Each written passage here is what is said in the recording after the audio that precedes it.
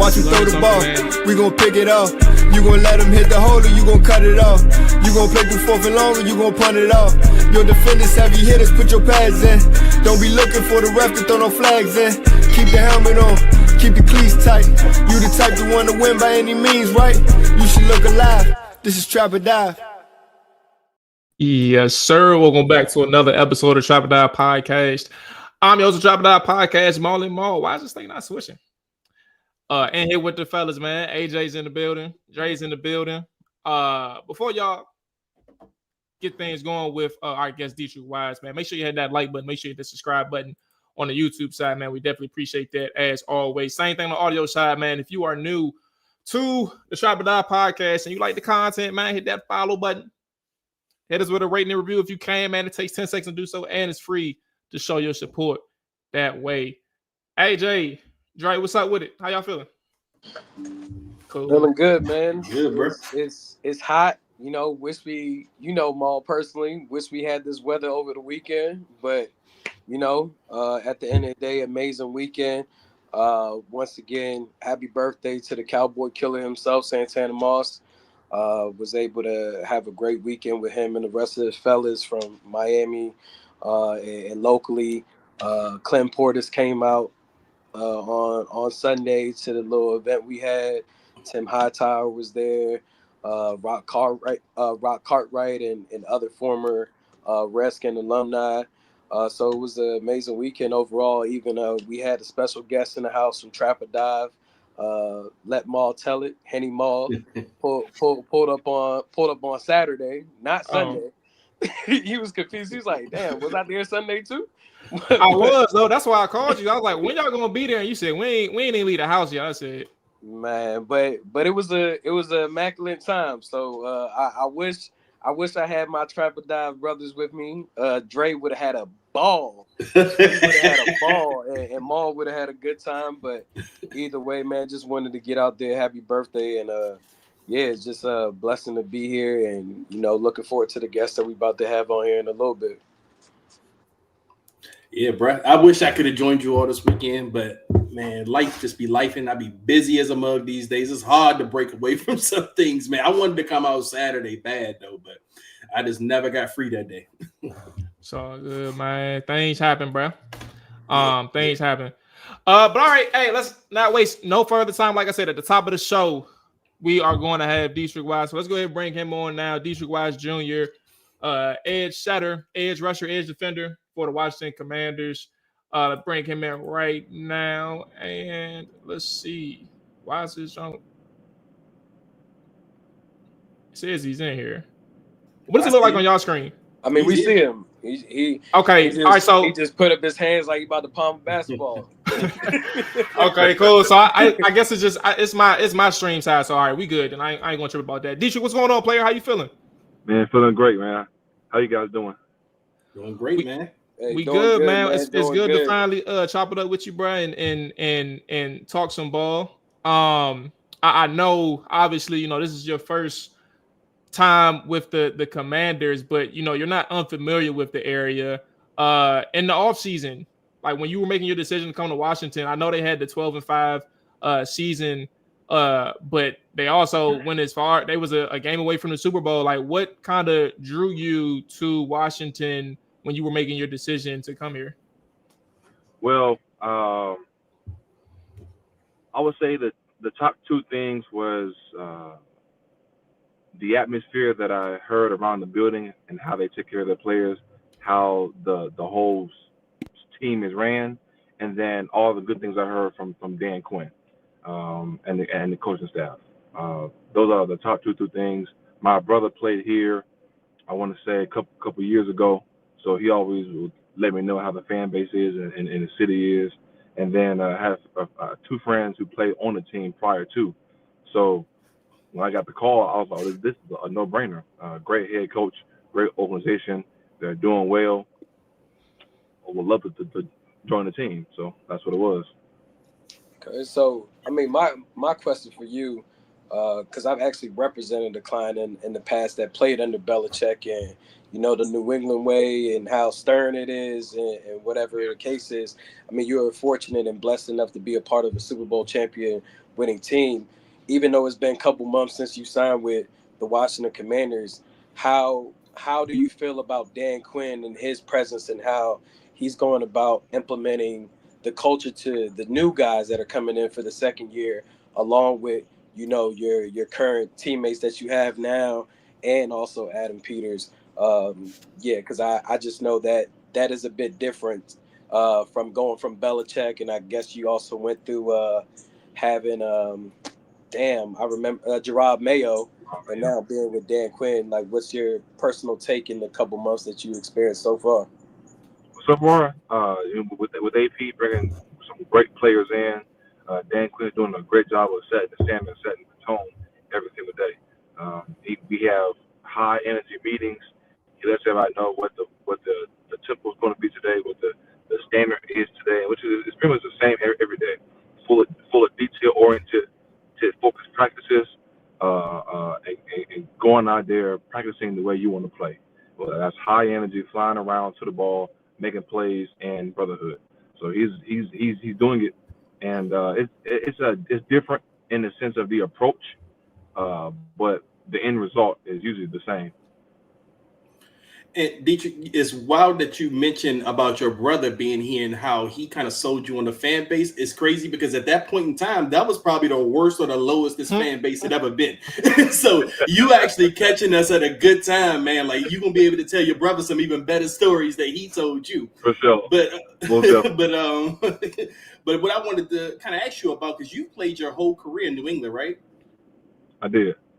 So how you're going into a new situation here, new professional team. Does it feel like, well, what are your feelings going into this season? Does it feel kind of to you like first day of school or something, like you got to impress your new classmates and your teachers again? Like, how's your feeling going into the season?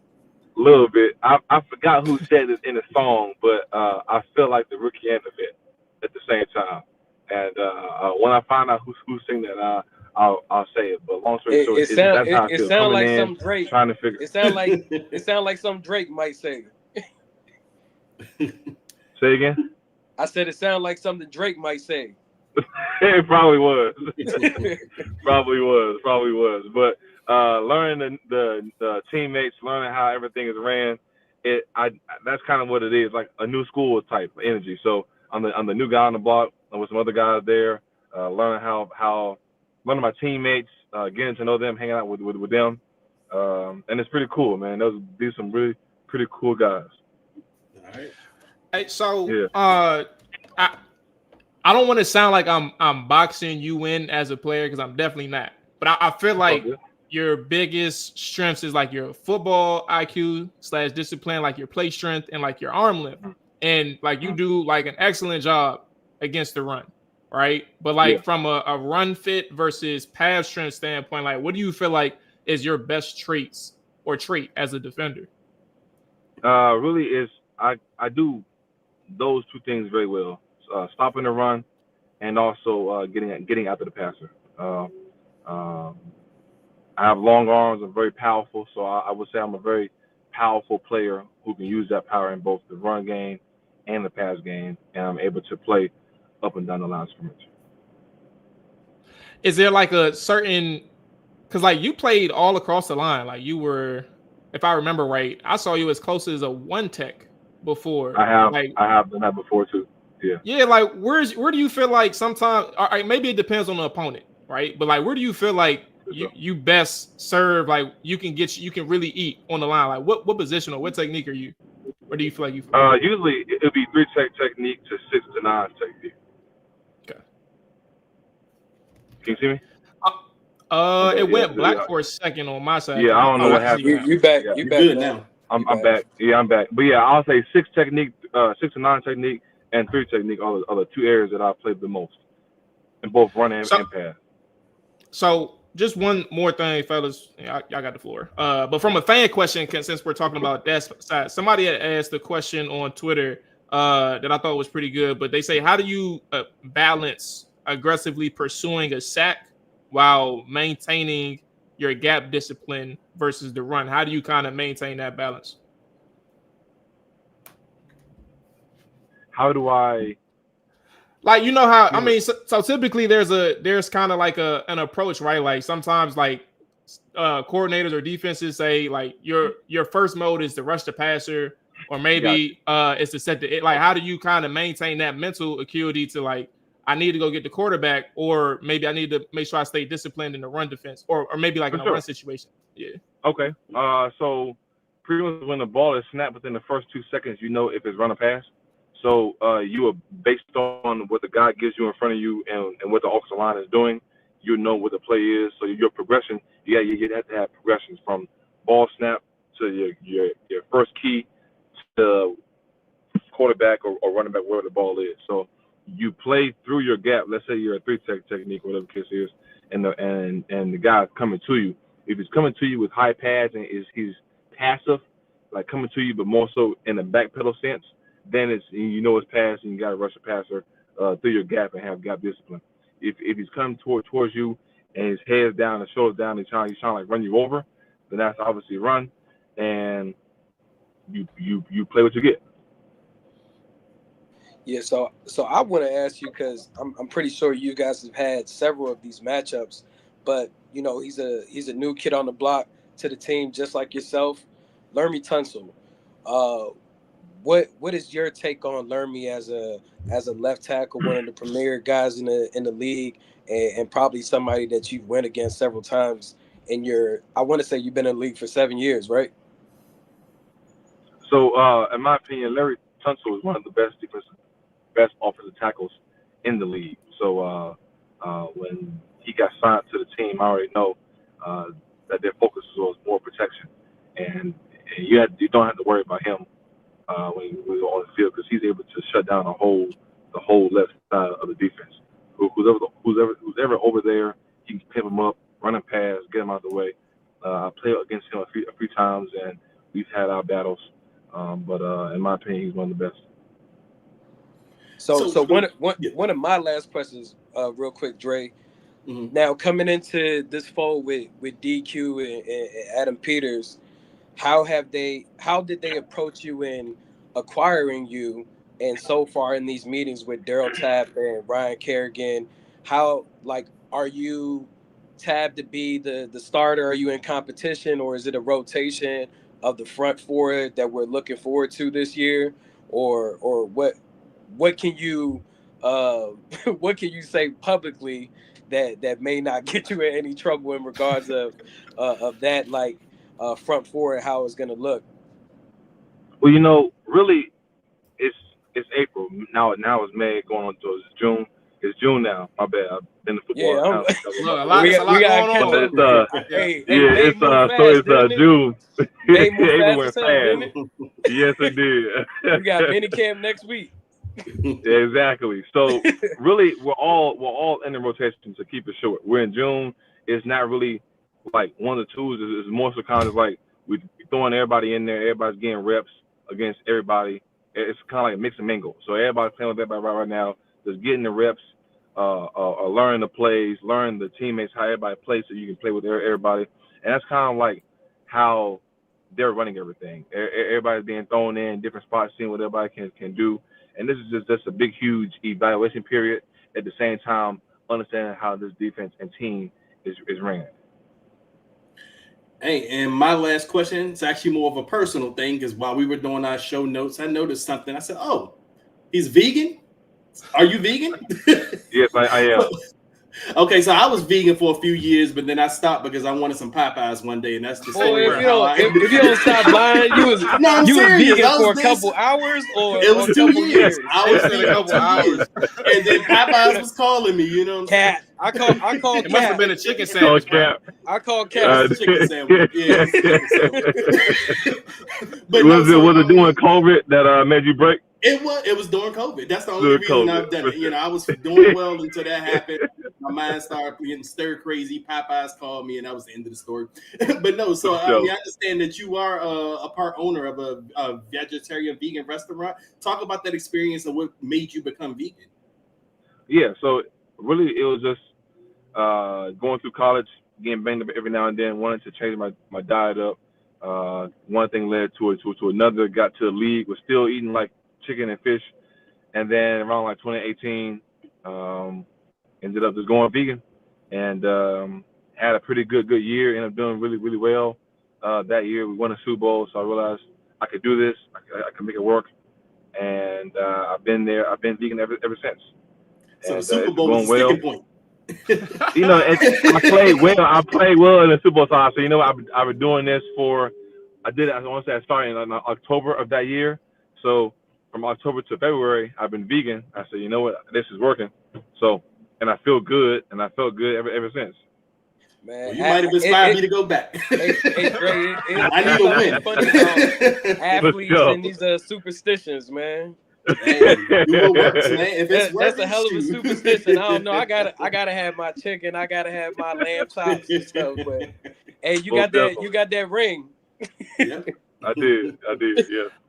Hey, Dietrich, I want to thank you for your time, man. I know it's been we was working with your guy trying to get this set up, so I appreciate you working with us and having this conversation with you, bro. I want to give you the floor, just anything and everything that you got going on that you want to put out there. The floor is yours, man. But appreciate you joining us. Oh, no problem at all, man. Really, I'm happy to be here in the city. Very excited to get it going. The team's looking great. And really, I guess the message to the fans out there, if you don't know who I am outside of my name, Dietrich Wise, I'm a really hard-nosed player.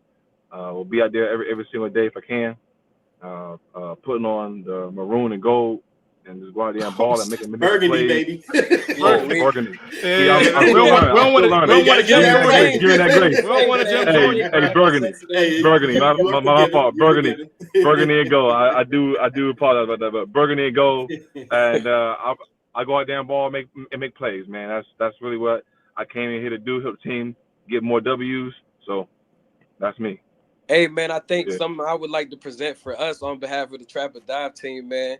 Like, we would love to maybe even do like a video tour, giving you a look around the DMV. There's a lot of things to explore, and even with you being vegan, there's a lot of people that live that lifestyle.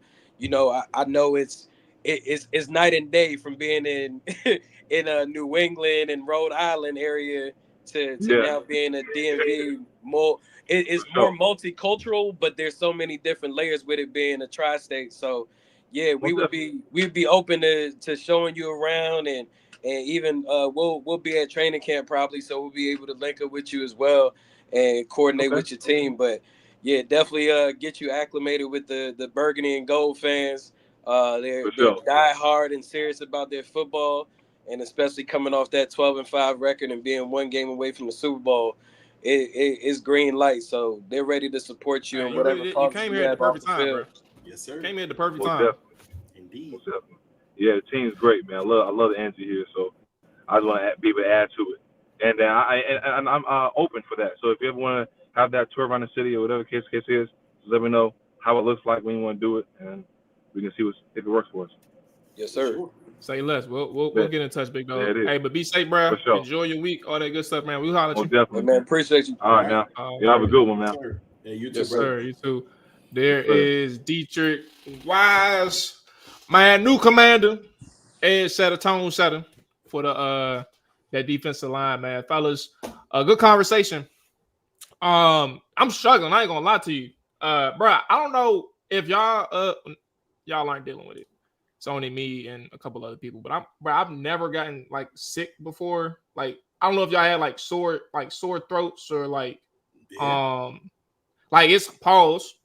It's hard. It's hard to, bro. I can barely swallow like water, things like that. So yeah, see, come on, bro.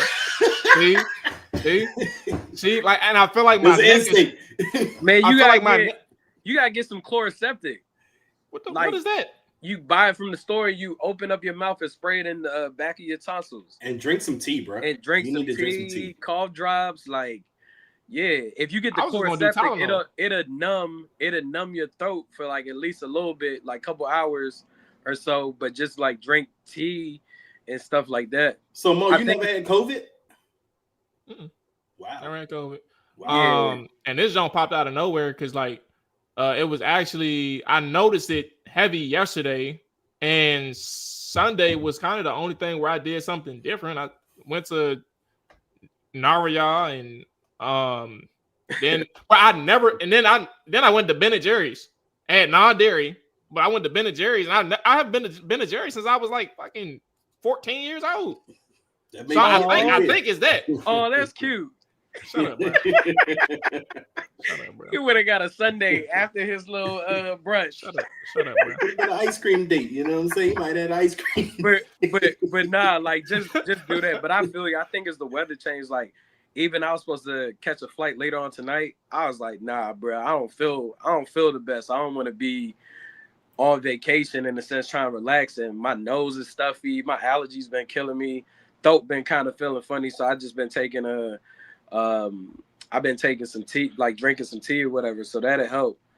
Yeah, nah, this shit hurt, bro. I ain't gonna lie. It's definitely the weather change. I mean, we went from like 70 degrees, a bunch of rain, stopped raining, warm. Now you factor in the rest of the week supposed to be in the 80s, so yeah. Well, look, I'll tell you this, bro. Chloroseptic from CVS. I wish y'all showed up at 3, bro. At what? Oh, at 3? I wish y'all showed up at 3, bro. I would have. First off, I'd have been mad because I ended up leaving whenever I left. Parking was $50. I'm like, nigga, like I want to shoot these parking machines up, bro. Like destroy them business. But you know what's crazy, and that's what I was telling Santana and the guys on Sunday. Yo, pay for valet because valet cheaper than actual parking garage. How much is valet? Like valet at the Intercontinental is $30. Oh yeah, for up to 4 hours, whereas the park garage, I think 2 hours like 37, and then it start going up even higher. Yeah, I paid 50. Yeah, so it's just like a lot of people don't know that, but I mean, at the end of the day, yeah, it was a great time. I was disappointed. I was like, damn, I thought Mual was gonna stick around a little bit longer, and you could have honestly showed up sooner, but it was just we was moving a little bit slow. But at the end of the day, I'd have been drunk by the time y'all got there, bro. Teed up. But I mean, I feel like we just had a good interview with Dietrich. Yeah, man. Like absolutely. I learned some vital things within that conversation because you know how we all been focusing on the fact that they don't have no edge rusher or no premier guy, but it looked from what they've been doing, they comfortable with having that rotation and having guys compete and just getting them to gel together and rush as a unit. So, you know, those type of things happen from communication and spending time with one another and be able to bounce off of communication when it's actual crunch time. So I think that's something to look forward to for sure. Was it more insightful or did it like increase your confidence level in the line? Like, because insightful can just mean like I appreciate the information, but like, did it like boost your confidence in the defensive line? It was insightful, but it also encouraged me that they understand, and also the players understand the importance of having that communication and connectivity with one another, like doing things outside of the facility, like whether that be gaming, going bowling, or going to dinner, whatever, because all of that is going to play a major role in the communication that they have, and also developing that rotation with one another. No one trying to be greedy in a sense, and not taking themselves out on certain reps. So that's where I say it was vital. I think before coming into this interview, I happened to watch a little bit of the Julio Jones, Roddy White, and Harry Douglas interview, and Julio Jones was just talking about how Dan Quinn is the best coach he's had in his NFL career, and really like a player's coach. And he even said that he tried to save Dan Quinn's job in Atlanta because he felt like what was going on wasn't even on DQ, it was more so on some of the veterans like messing up and stuff like that. And that's why it was important for me to ask Dietrich about, how does he feel being outside of New England, being under Dan Quinn. And I think the sky's the limit, man. Like, I just think with the right support system, like what DQ has here, I think you can really get these guys to maximize their talents overall and their abilities. I mean, you and Mual Wise, y'all talked about the different techniques and his approach and playing those different positions and the versatility. I think that's what they're counting on from that front four with Wise, Kinlaw, Johnny Newton. I think Johnny can play on the outside a little bit, Payne as well. So it's going to be intriguing to see how it all boils down. And I think for me, it made it more clear that the team has a plan, that they attacked this offseason with one goal in mind, not the only goal in mind, but a goal in mind. And that was, we have to get better at stopping the run. I mean, we talk about pass rushing and, guys need to, be some kind of premier edge rusher. But at the same time, this team needs to be much better at defending the run, especially when you have a Saquon Barkley in your division. And Saquon Barkley killed you. Every game you played against him this year, he went off on you this year. He was the catalyst for why Philadelphia dominated you. And Deatrich Wise, his signing at the time signaled to me that, yes, he's an additional guy that can play the run. He can set the edge. He may not be a sexy name like one of those, the guys that people were talking about all offseason, but he's a guy I think that they believe stays disciplined. He plays his gaps, and he's going to make the team better against the run. And also just the fact that he brought up the Dan Quinn thing. I mean, Dan Quinn, every time you hear people talk about Washington or why they signed here with Washington, Dan Quinn is a big name. And what people heard, even people that don't know him, they talk about, man, I've heard so many great things about Dan Quinn. And even what you just talked about, AJ, with Julio Jones, I hadn't seen that interview. I hadn't seen that yet, but that's just another thing. And I really believe that Washington got a true steal of a coach in Dan Quinn just because of how things went down in Atlanta, and just seeing these acquisitions and hearing people talk about them. It just makes you feel so much better about having him at coach. And I trust what they have. Well, I trust what their plan is going forward on the defense, because Dan Quinn, I mean, his defenses are always known to be good. I mean, the defense wasn't good last year, but that may not have been, so much as Dan Quinn or even Joe Whitt, but more so a personnel issue. So I trust them going forward. And the Deatrich Wise interview just made me, feel more confident about this team going forward. Rob asked the question, for those that listen to the podcast, he asked the question in the chat: do y'all believe the defense will be a lot better this season since they're facing a top 10 offense every day at practice? I think that's a good question, but from the sense of like just understanding, I think when you look at or think about,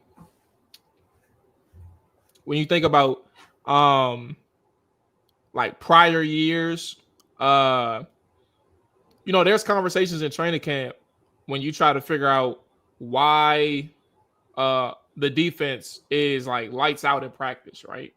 And you ask the question, like, is the defense really strapping, or is it like the offense that's struggling? Like, which one is it? And that was a conversation for the last couple of years, not prior to Jaden. Like, was it a Sam Howell thing? Was it a Taylor Heineke thing? Was it a Carson Wentz thing? And nobody really knew the answer in training camp, right? But it turned out that neither unit was particularly good. And Rob, like when I think about that question, that's kind of what I point to in terms of like one particular unit.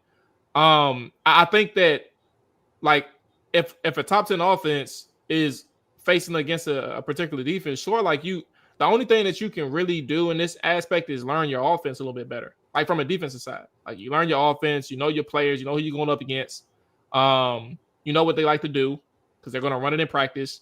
And they may look good in practice. Like there may be times where like there's reports talking about they strapping Jaden Daniels in the offense, right? And that's just off the sense of just knowing the other side of the ball. And that can be the opposite for the offense too. Like they're unstoppable. And that could be the fact that they just know the other side of the ball.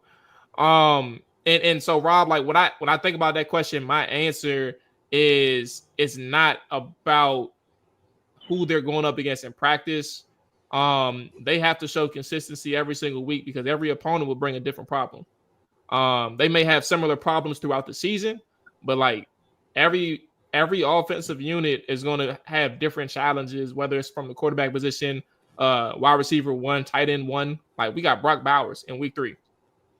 Like, and then Ashton Jency for whatever he may make of that. Like, but you got Brock Bowers in week 3. Like, that's tough. Regardless, like he may put up 150. That don't mean they're gonna win, but he may put up 150, bro. So like, what does that look like? Is it a close game because Brock Bowers is cooking? So Rob, I that's kind of how I look at it. I don't think training camp is going to give you the answer because they're going up against the top 10 offense. Familiarity is going to play a big part in how they perform, whether it's for better or for worse. But I do think that question is going to be constant throughout the training camp periods. Yeah, I think we won't necessarily like learn anything during training camp or preseason games, but I think with having such a unique offensive coordinator in Cliff Kingsbury, he's going to throw so many different looks at them that when Washington faces these different teams that, you know, utilize motion game a lot, positioning guys in different situations, they'll be more prepared and ill-equipped to slowing those things down because they've seen it. They're going to see a lot of Debo in motion. They're going to see him line up at running back. They're going to see Jaded in the RPO system. They're going to see, you know, RPO pass. They're going to see so many different things that when they do face, you know, whether it be a Oakland Raiders with a Genty and Brock Bowers, or they face Kansas City Chiefs with a Patrick Mahomes, Travis Kelce, Xavier Worthy, and so on, they'll be prepared for these different nuances of an offense. Take even Chicago Bears with Ben Johnson now being there. They'll be familiar with these different sub packages and things of that nature from that standpoint. But until they can actually start hitting and actually being able to play the run against, you know, first team units, I don't think we'll be able to say if the defense will be better. You hope that they will be, but I guess it boils down to who's going to be the starting unit. How are these cornerbacks going to hold up? And how are they getting to the quarterback? If they can get to the quarterback without having to force Joe Witt Jr. to blitz so much, then it pretty much changes a lot of the dynamics of that defense. But I think, from my opinion, they're well equipped from seeing all different type of offensive styles due to the fact that Cliff Kingsbury is on that other side, and they're going to be trying out some things. Meanwhile, Joe Witt and his crew going to be trying out some things as well.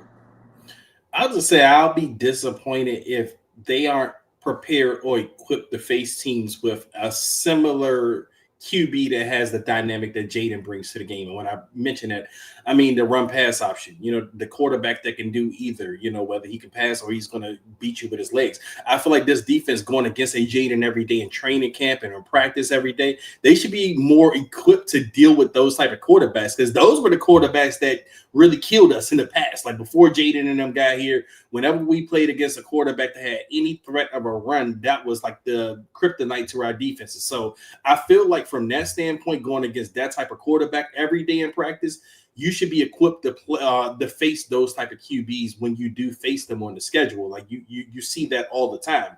Now, what I don't know that's going to be a help or a factor is how do they defend the elite running backs in the league? Now, I mean, we talked about the guys they signed and, the direction they want to go and they want to stop these guys, but we don't know if the defense is equipped to stop these guys or how well they perform against the elite running backs like the Saquon Barkleys when you have to face them, this year, because you're not facing that every day in training camp. You don't have an elite back that you're going after every day in training camp or practice. Like right now, as it stands, we're looking at the running back room every day. We're arguing about, is Brian Robinson the guy? Is the 7th round rookie going to take the starting running back job? So I don't know if that prepares this defense, but again, it may be more of a personnel thing more so than who they're facing every day and how they're getting ready to face that group every day. But I just don't think we'll know that from training camp going forward. Good question, Allison. He asked, who do y'all think the front four will be opening day? But we can't answer that right now. And I don't know if you joined or heard Deatrich Wise at the top of the show, but he definitely hinted towards the fact that there is a healthy rotation going on. So even if we did give a prediction right now in June, it's probably not going to be the case. How about we give a TV broadcast prediction? You know how they do the starting lineups? Yeah, we could change it. Okay. Because I got 4 in mind. If you had to go with a front four, you know how they put up the players' photos. Who would you say would be the front four? It don't necessarily mean like full-time starters. But yeah, right. Just the base. Guys getting the base reps on the first drive. Javon Kinlaw, Deron Payne. Sorry, forgot his name for a second. Johnny Newton and Dorrance Armstrong. Okay. My only change was Armstrong to Wise. Who you got on the edge? Newton? Kinlaw. Kinlaw? Okay. I think Kinlaw gonna be on the edge. Okay. I think gonna be on the edge. Drake, what about you? Mine was similar to Mual, except I was going to say Wise over Armstrong, more so just because of his experience and what he's accomplished in the league. But again, I think it's going to be a healthy rotation. But if you ask me who the base is right now, that's my base. Everything Mual said except Armstrong for Wise. I also think, though, and AJ, you got it after this, but I also think, though, Kinlaw can – I would feel personally much more comfortable if Kinlaw started over Newton and Newton came in and subbed and rotated. So you will push Kinlaw inside. And I would have Wise and Armstrong on the outside. Got you. Okay. Yeah, I think for me, my 2 ends would be Dorrance Armstrong and Wise, and in the middle, Kinlaw and Deron Payne. But I think that Johnny Newton sees a heavy dose of playing D tackle and DN alongside with Kinlaw. I think both of those guys would be interchangeable in that regard. Yeah, like the first 4 pitchers, Dorrance Armstrong, Deron Payne, Kinlaw, and Wise. I think that gives you a solid NFL vet core at the front 4. Those are guys that have seen a lot of football in front of them and also provide some versatility and what they can provide to a team. They've been asked to do a lot of things in their time in the NFL with their different coordinators that they've been under. So that's how it. Well, chat, y'all let us know the ESPN pictures. Like, who is y'all front 4 on opening day? We won't hold you to it. Let's get into 2 truths and a lie. I've been keeping this one in the pot for a long time, but I think it's gonna be pretty fun. So I'll repeat it for everybody that's in the chat. The object is we're making 3 statements, and obviously we just have to guess which one is the lie. And about it's pertaining to the Commanders roster or their current organization, etc., staff, like however you want to phrase it. But 2 truths and a lie. I don't know if y'all have y'all's, but if you want me to go first, I can set it off and I can help things out. Y'all let me know how y'all want to kick this off. You go first. Okay. I'll go first. All right, so 2 truths and a lie with the Commanders. So what I'll do is I'll say each statement one by one. Y'all tell me, is it the truth or the lie? And when we're done with all three, I'll tell you which one was the lie. So the first one, the cornerback position has transitioned into a top 4 position group on the team.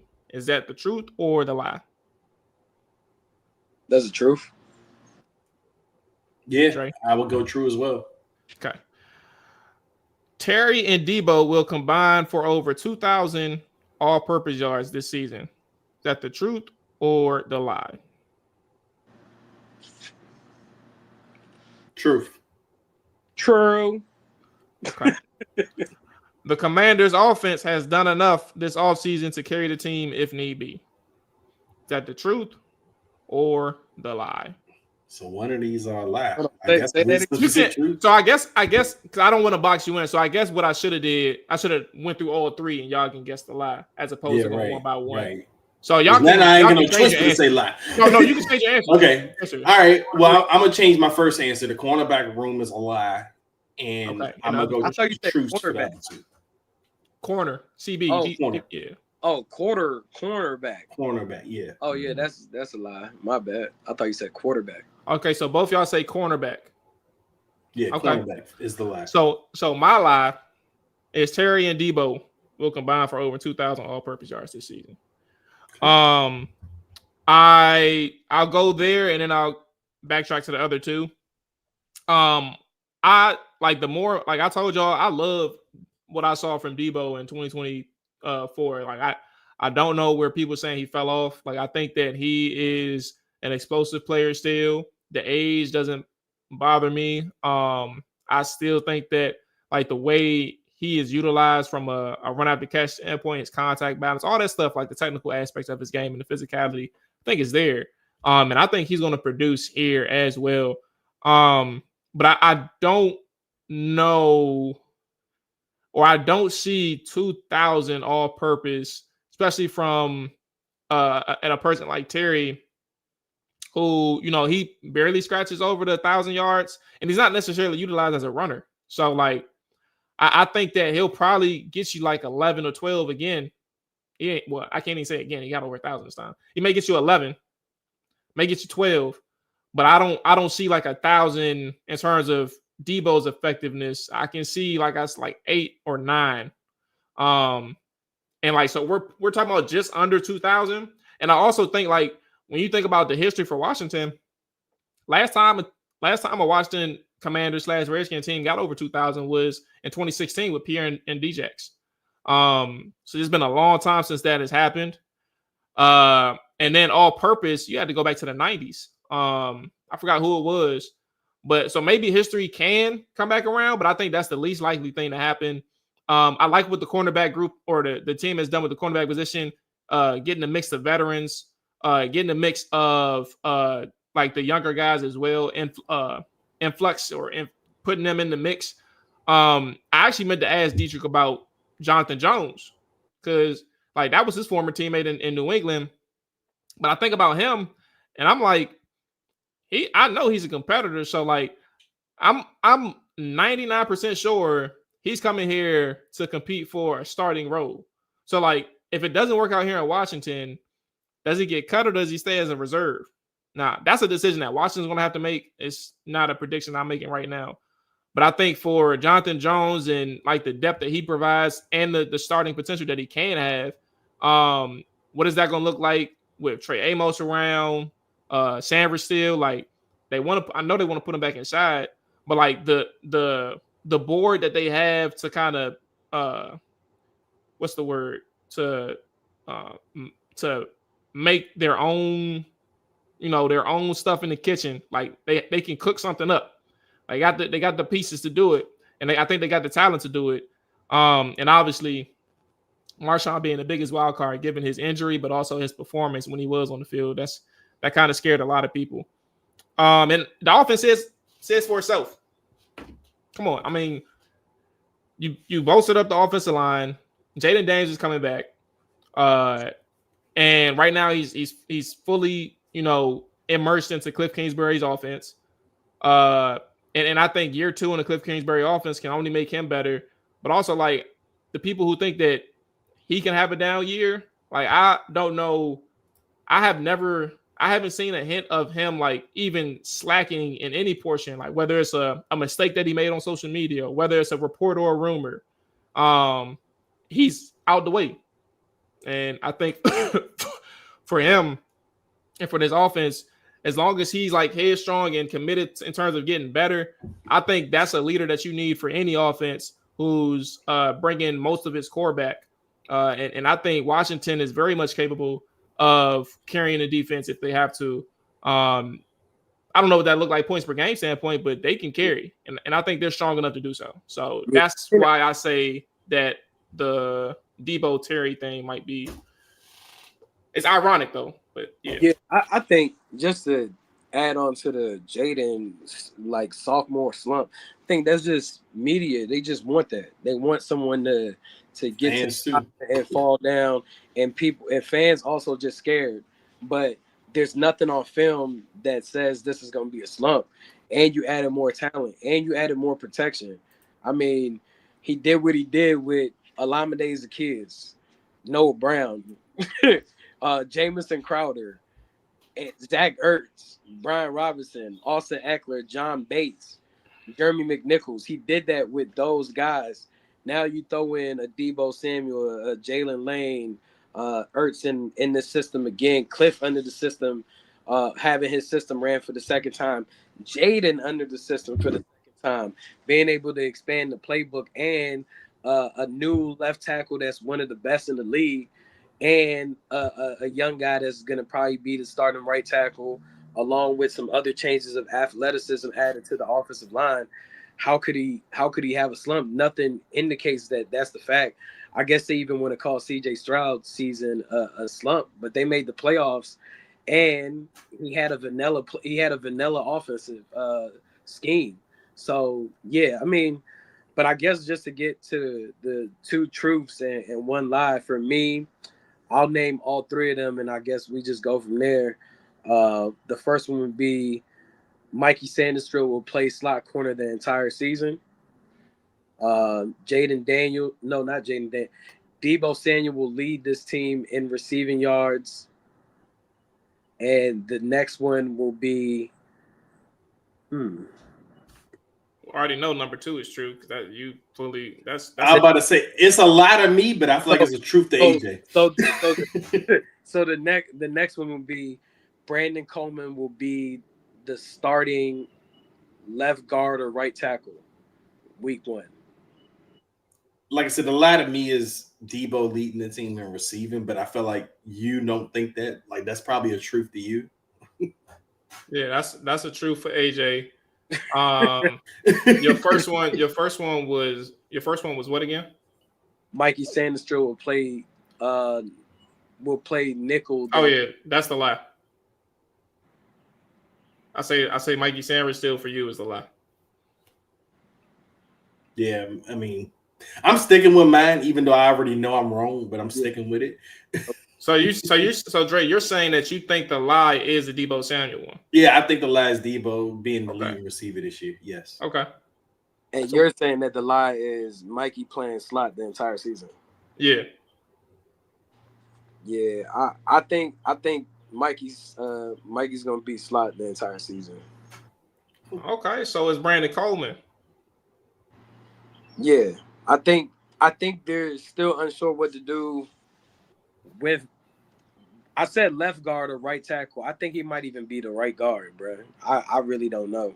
But when Cosme comes back, he can't play right guard. Yeah, but that's why I thought you was just okay. But Cosme got injured this year in 2025, right? Yeah. But they claim he's on schedule to return at some point this season from everything Dan Quinn has said.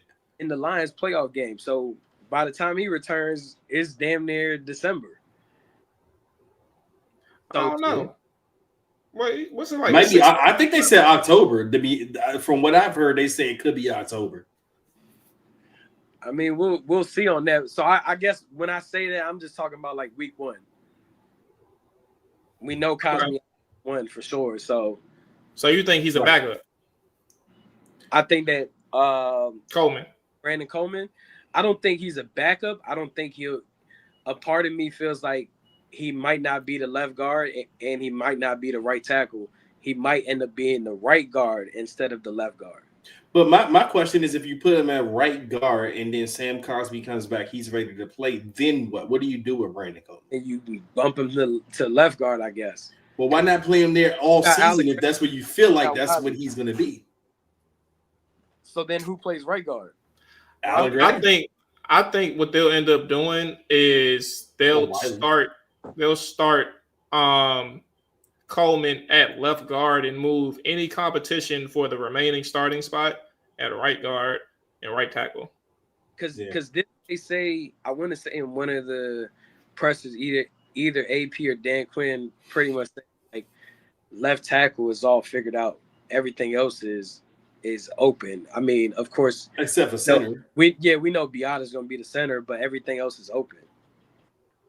Well, I mean, that's the right thing to say because you haven't established 100% who the starters are going to be anywhere else on the line when you talk about left guard, right tackle. But I do think it's safe to assume, for me personally, if you're talking about Brandon Coleman should be at the left guard spot because you want to work Connolly over there. And I think Connolly's competition right now is Andrew Wiley. But then, to your point, if Coleman was to play right guard, Cosmi comes back, then you push Coleman back to left guard. But why would you do that when you could just have him get comfortable at the spot you're always going to play him at anyway versus having him switch spots middle of the season instead of just saying, yeah, we're going to start you here and we're going to play somebody else here until Cosmi gets back? Because who would you play at left guard until Cosmi gets back? To me, it just wouldn't make sense to maneuver him mid-season whenever Cosmi comes back. No, I agree with you. It's just I really don't know because you still got Andrew Wiley on the team and Allegretti. So what do you see them doing in that position? What do you also see Connolly being? Like we seen him in college be a left tackle primarily. Right tackle was something new for him. Some people think it's easier to adjust to that other side, but who knows how his development will be during this OTAs is over, I think.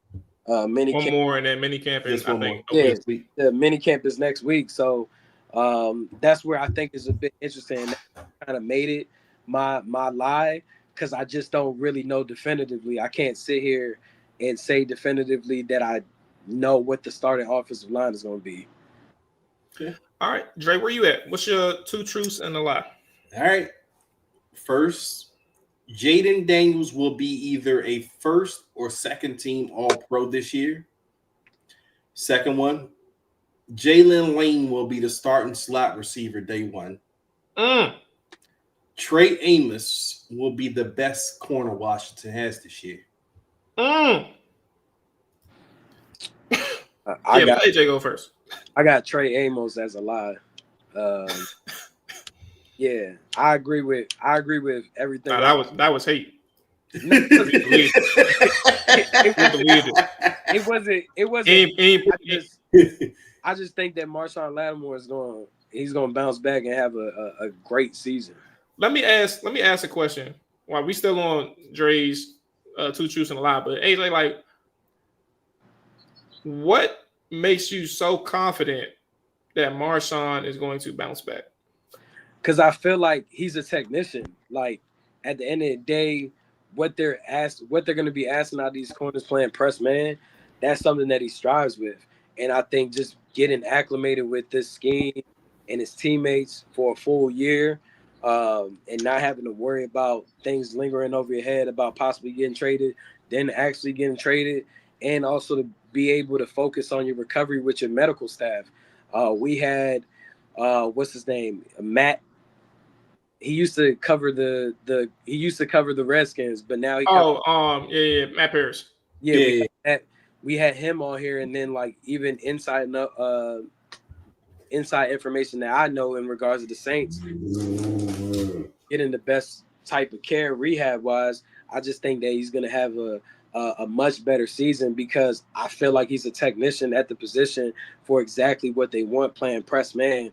So that's my belief. I understand that people have a hard time in seeing how he gets over the hill, but obviously Adam Peters kind of sees the same thing that I seen why he made the trade and gave up those assets. Because I feel like if they felt like Marshawn couldn't be that caliber of player, they probably would. You probably hear even more rumblings of them adding Jalen Ramsey. All right. So you said your lie is Trey Amos. Yeah. Okay. So I think my lie, Dre, is Jalen Lane being a slot receiver. You said day one? Yeah, day one. Yeah, I think that's a lie. Day one starter. AJ was right. I don't have Trey Amos as my best corner for Washington this year. I actually think that's going to be Mike Sammerstill over Marshawn Lattimore. I just think he's going to take that leap. But no, I think Jaden, given everything they've added to the offense this past season, this off season, and just the fact that people are kind of expecting a sophomore slump, I expect a sophomore leap, which is to be even better than what he was in his rookie year. It may not mean so much as like astronomical stats or whatever, but it just could mean less mistakes that he's made in his rookie year. I think he can get better, and that could mean all pro for Washington, especially since he doesn't have the rookie label anymore. And going to Jalen Lane, my second one, just hearing everything I've been seeing so far. I mean, OTAs means nothing. We haven't even got the training camp so far, but just watching the Commanders log, seeing what they thought of Jalen Lane, and kind of seeing how he's already kind of transitioning pretty well so far to his first NFL practices and whatnot. I just think the door is open there for him, because at this point in time, I don't see who else would take the starting job from over Jalen Lane. Okay. Yeah, I think my thing, I think there's like Jalen probably has like 3 receivers in front of him. So that's kind of where I thought it was a lie.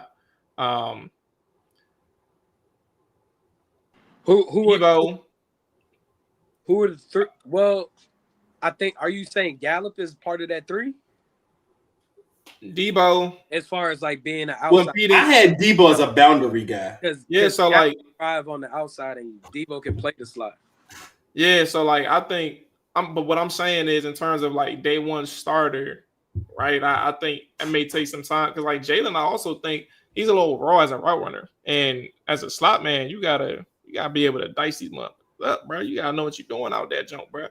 And like I don't know if he's there just yet. Now he can win, like he has speed and like initial quickness, right? But like in terms of like really setting somebody up, I don't know if he got that just yet, and that may slow him down initially.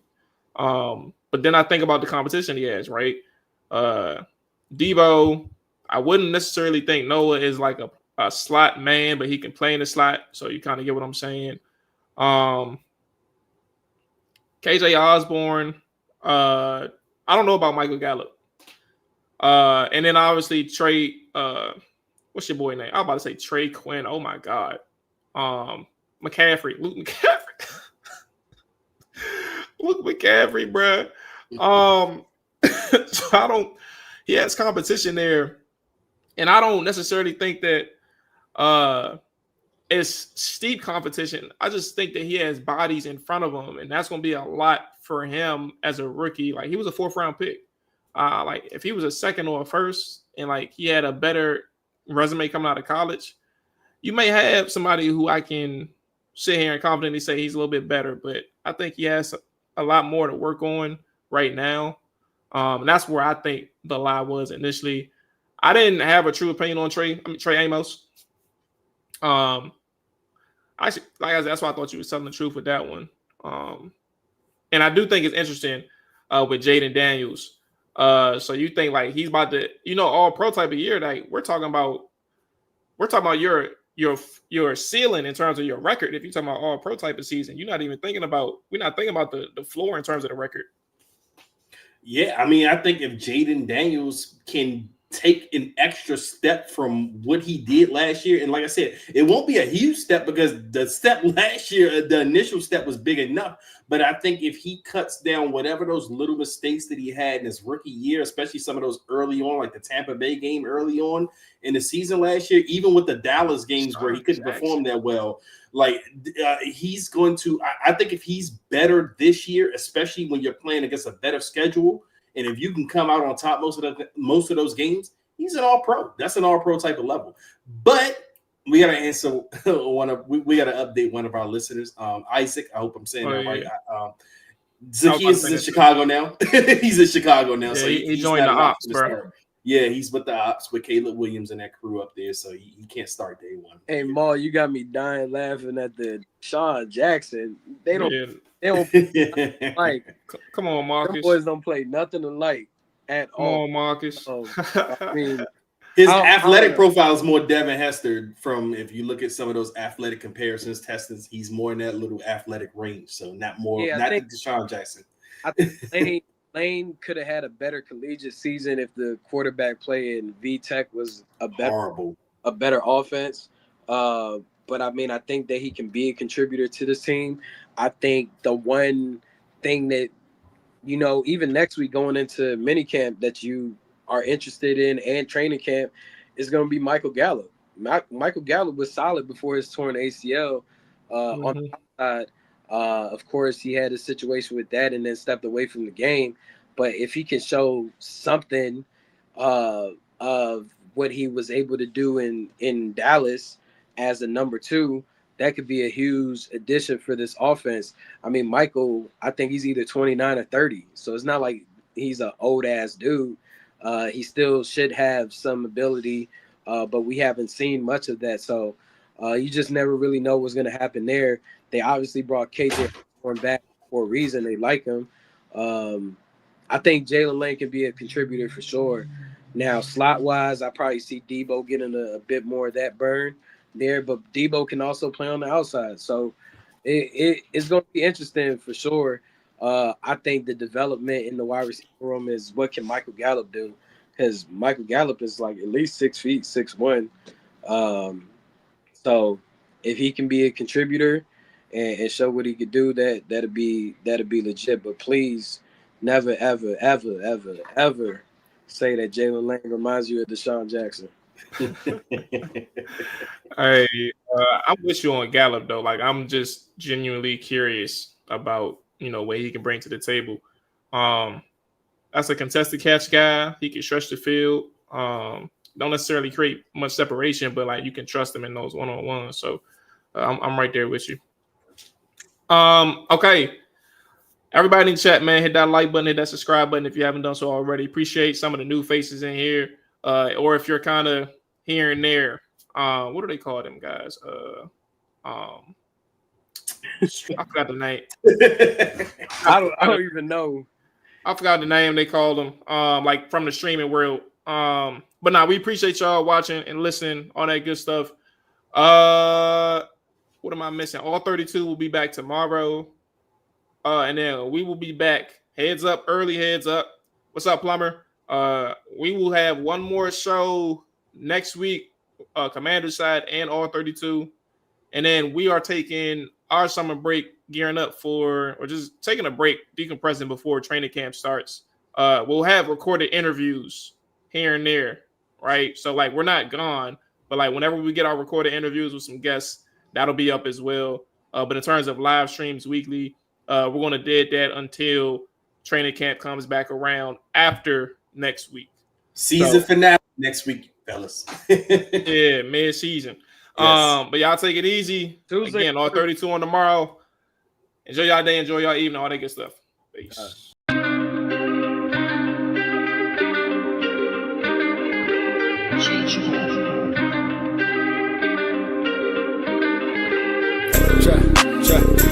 Chop it down. Chop it